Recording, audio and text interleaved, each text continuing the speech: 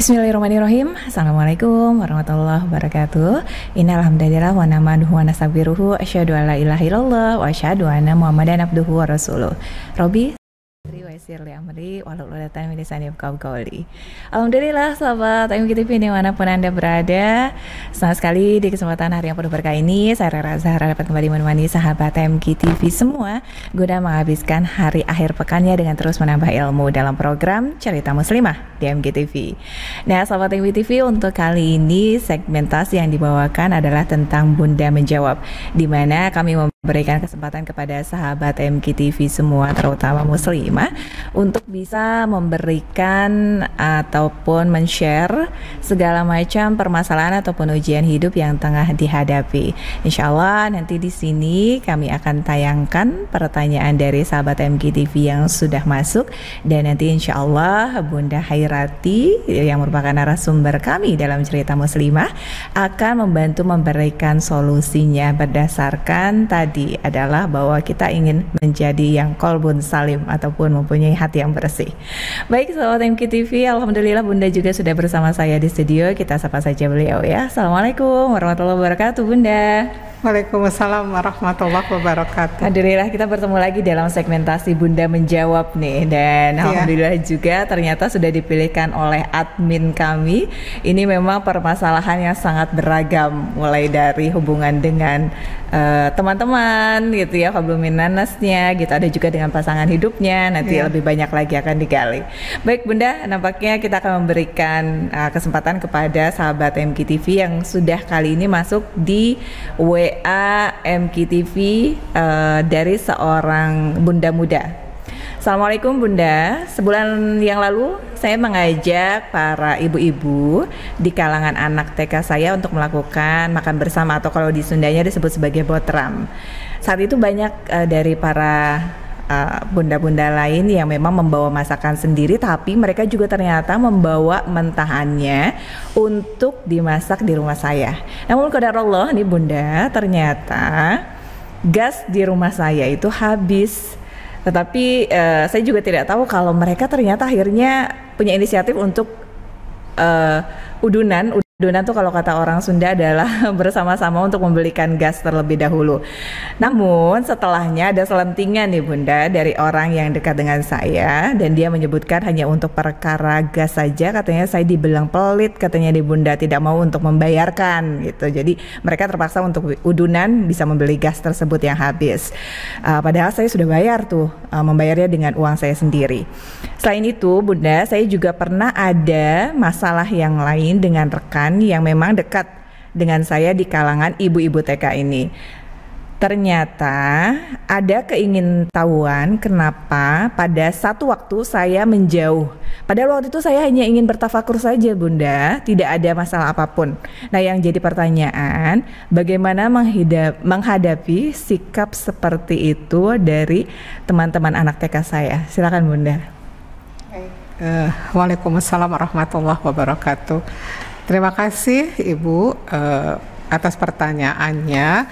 Mudah-mudahan saya bisa memberikan jawaban yang tidak memuaskan sehingga bisa belajar lagi ya. Kita sama-sama belajar. Baik, di sini ada beberapa hal yang saya mau sampaikan. Yang pertama adalah sebetulnya masalah ini kalau saya lihat adalah masalah di komunikasi. Jadi kalau komunikasi itu pesannya tidak sampai, nanti yang ada adalah praduga, yang ada adalah prasangka. Jadi antara faktanya dengan apa yang disangka itu tidak nyambung gitu. Nah, kemudian di sini ada bahasa selentingan. Ada yang sampai ke telinga Ibu ya, ke pendengaran Ibu dari teman dekat, selentingan bahwasanya Ibu dikatakan pelit ya gitu. Nah sebetulnya Ibu tidak merasa pelit, dan Ibu sudah beli gas itu gitu ya, dari cerita ini, dari apa yang terjadi ini gitu. Nah selentingan itu harus sebetulnya ditabayunkan. Selentingan itu ditabayunkan. Kalau ada orang menyampaikan suatu berita kepada kita, agar dia bisa mempertanggungjawabkan apa yang dia ucapkan dan dia sampaikan, itu kita bisa tabayunkan. Atau ibu sampaikan aja di teman-teman semua, maaf ini gasnya habis, saya mau beli, terima kasih kalau udah teman-teman urunan, tapi udah beli ya udah kembaliin aja, misalnya begitu, nggak usah saya udah beli, misalnya seperti itu dikomunikasikan sebetulnya gitu. Nah selentingan gitu ya, itu tuh harus tabayunkan. Kan itu kalau bahasa agamanya ifkun ya, belum tentu itu benar, ada yang mengatakan pelit, atau memang benar ada yang mengatakan pelit gitu ya. Nah, itu terjadi. Kalau kita mau lebih tinggi lagi adalah ucapan itu sampai ke pendengaran ibu itu adalah atas izin Allah. Berarti apa satu buat ibu? Evaluasi diri. Jangan-jangan itu memang cara Allah memberitahu kekurangan diri. Jangan-jangan mohon maaf memang itu pelit gitu ya. Memang pelit. Bilang saya nggak pelit misalnya begitu. Apapun itu kalau kita mau memperbaiki diri, adanya masukan itu menjadi bahan evaluasi. Dan pasti ibu nggak enak kalau dibicarakan seperti itu. Tapi kalau misalnya ibu mau mengevaluasi diri dan tidak enak itu diyakini sebagai penghapus dosa, itu akan lebih menenangkan buat ibu. Oke, kedua adalah berarti dalam pergaulan itu kita tidak bisa menghindar dari namanya gibah. Objek gibah itu salah satunya adalah akhlak, yaitu apa? Pelit itu akhlak. Misalnya dia pelit ya orangnya, kan objek itu ada yang namanya penampilan gitu ya, kemudian bentuk tubuh, kemudian keturunan. Akhlak itu pelit, dia itu sombong, dia itu judes gitu ya. Dan perbuatan itu ada yang kaitan akhirat, ada yang kaitannya dengan dunia. Kalau akhirat itu misalnya kita bilang, dia kenapa sih yang ngajinya kayak gitu, sholatnya mending nggak bener, diomongin gitu loh. Kalau perbuatan dunia biasanya, dia tuh orangnya tukang makan, itu tuh kerjaannya cuma makan tidur aja, itu perbuatan dunia.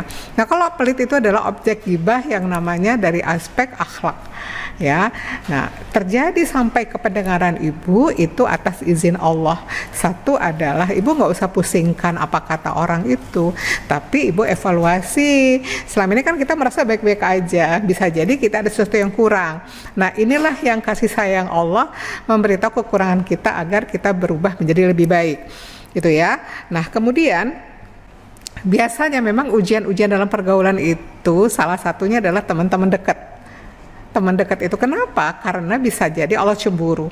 Allah tuh gak suka kita tuh terlalu dekat sama makhluk, dalam artian berharap, bergantung, bersandar gitu ya. Pokoknya kalau nggak ada teman, aduh gimana? Nah itu Allah nggak suka. Jadi kalau kita mau mengenal Allah, kalau kita mau sampai hati ini kepada Allah, kalau hati ini ingin dipenuhi Allah, maka Allah akan namanya menyingkirkan makhluk-makhluk dari hati kita. Salah satunya teman dekat gitu ya. Makanya berteman itu boleh, tapi jangan terlalu dekat gitu ya. Kadang kita percaya juga di belakang berbeda gitu ya. Macam-macam gitu. Tidak semua teman itu kadang tulus gitu ya. Makanya sahabat sejati itu adalah yang menasehati kita kalau kita berbuat buruk, ya kan, mengajak kita kepada kebenaran dan istiqomah, dan itu sampai akhirat, sampai surga. Bukan sekedar teman curhat gitu ya. Nah, waspada, hati-hati. Pertama jangan terlalu dekat, yang kedua jangan terlalu terbuka. Kalau ada masalah-masalah ya ngadu aja ke Allah, tapi memang bukan berarti tidak boleh curhat. Silahkan, tapi pada orang yang tepat. Yang tepat istiqoroh dulu, dan hati-hati dengan membuka aib dan gibah. Nah, orang membicarakan kita pelit, dia dosanya gibah. Orang yang menyampaikan ke pendengaran kita ada yang ngomong dia pelit, itu namimah, dia sudah mengadu domba. Terus kalau misalnya ada orang dekat kita yang dia itu membuat kita tidak nyaman karena kita punya sikap, tadi kan ibu katakan ibu adalah tafakur, mungkin merenung, Allahu a'lam ya ibu renungkan apa, tapi biasanya terapi penyakit hati atau terapi untuk menghindari makhluk itu supaya kita tidak sibuk dengan pujian, penghormatan, itu adalah memang namanya uzlah ya. Jadi menyendiri itu kan, kalau ketemu orang itu banyak sekali gangguan-gangguan manusia itu yang membuat kita kotor hati. Ibu mungkin ingin menyendiri, tafakur, tapi orang kan tidak tahu, orang berpersepsi kok kamu menjauh sih. Makanya kita juga mau ngomong nggak enak juga ya, maaf ya saya mau tafakur dulu misalnya, kita kan nggak enak juga. Jadi intinya adalah ibu tidak usah pusingkan apa kata orang. Yang penting ibu kalau mau tafakur ya silahkan. Kemudian orang bilang pelit, ibu buktikan, ya ibu nggak usah apa kata orang. Yang penting ibu buktikan ibu tidak pelit. Kalau memang pelit ibu perbaiki gitu ya. Dan itu semua dilakukan karena Allah, bukan karena penilaian orang. Yang punya surga neraka adalah Allah, yang memberi kita berbagai nikmat adalah Allah, jadi tidak ada urusan dengan manusia gitu. Mudah-mudahan insya Allah kalau kita sudah cukuplah Allah yang menilai, kita sudah tidak dipusingkan, disibukkan dengan apa kata orang. Allahu a'lam bishawab. Baik, insya Allah tabarakallah. Baik Bunda, itu sebagai pertanyaan yang masuk pembuka di segmen kita yang pertama kali ini ya, cukup panjang. Alhamdulillah, insya Allah mudah-mudahan kalau semuanya karena Allah, semuanya hanya melihat pandangan Allah, tidak dipusingkan lagi dengan manusia, naik nanti derajat kita ya Bun ya. Amin.